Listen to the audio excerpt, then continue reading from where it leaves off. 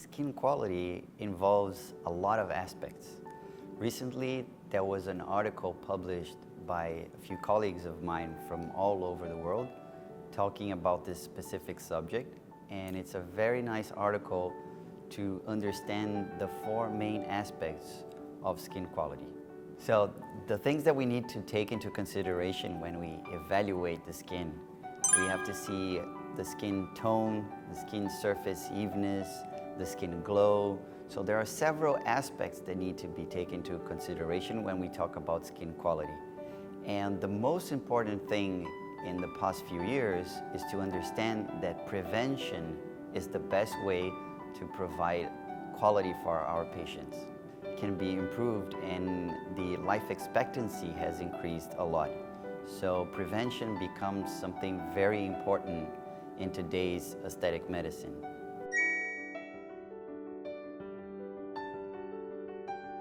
With biostimulation, we can not only provide immediate results, but also increase the amount of collagen and elastin that this patient will have, so that the skin evolves throughout the years with firmness and all the other qualities that I previously mentioned. And that's where biostimulation becomes a very important tool to increase the quality of the dermis in an area where devices don't reach in the same way with the same efficacy.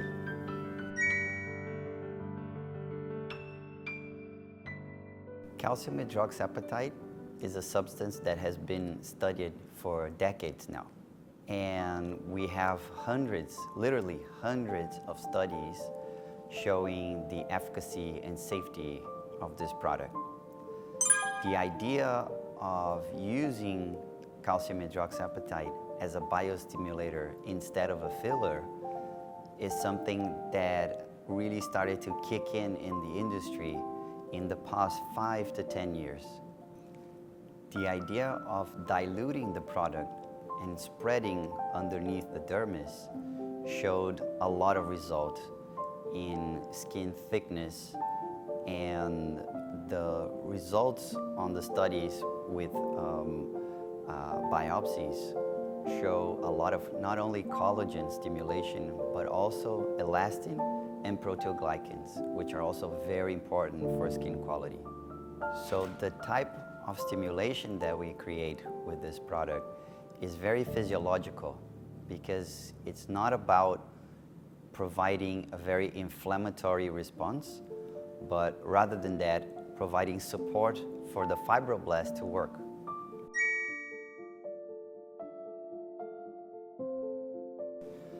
I've been using Radiesse for 8 years now, and in Brazil we have a lot of experience with this product, not only in the diluted usage, but also with the non-diluted, straight from the syringe, for a more focal biostimulation. The two main reasons why I chose this product for my daily practice are, first of all, and most importantly, safety. So when you take into consideration all the biostimulators that we have on the market, Radiesse has shown incredible safety throughout decades of usage. The other reason would be the result that we can provide on the very first session. So it is a product that is not only safe, but also that provides a lot of results, and it's very versatile because you can use it for focal biostimulation when it's non-diluted, but also diluted for the face, or even hyper diluted for body treatments.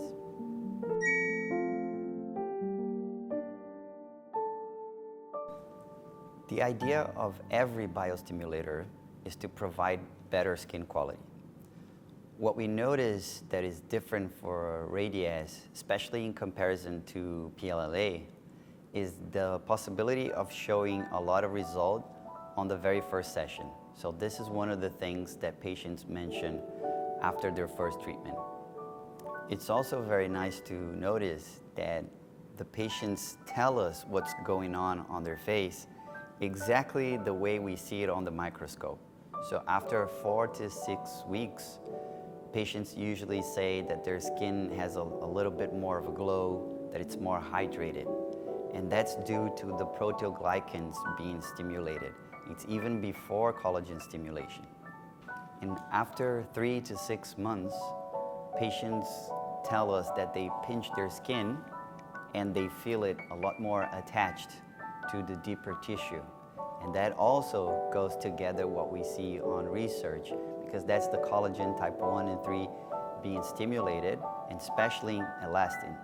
So this is why the firmness of the skin is noticed after 3 to 6 months.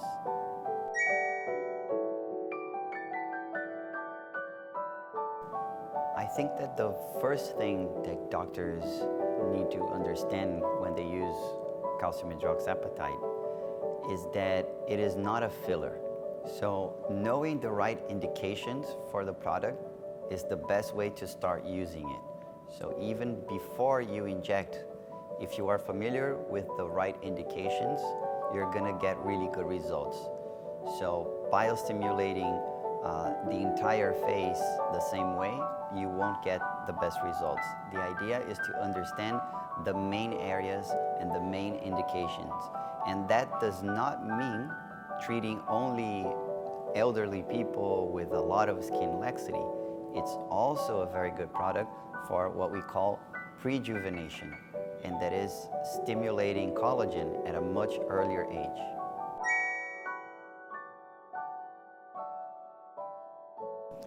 I think the word would be prevention. So regenerative medicine involves giving our cells an opportunity to restore, to prevent aging at an early age. Science shows that our fibroblasts also age, and therefore, when you stimulate a young fibroblast, it will provide a lot more at an early age than for a person in their 70s or 80s. That goes not only for biostimulation, but all sorts of technologies. We went through a learning curve where doctors, and I'm included in that area, we tried to fix everything immediately. And hyaluronic acid was the way to go. And it still is one of the most important tools in our portfolio.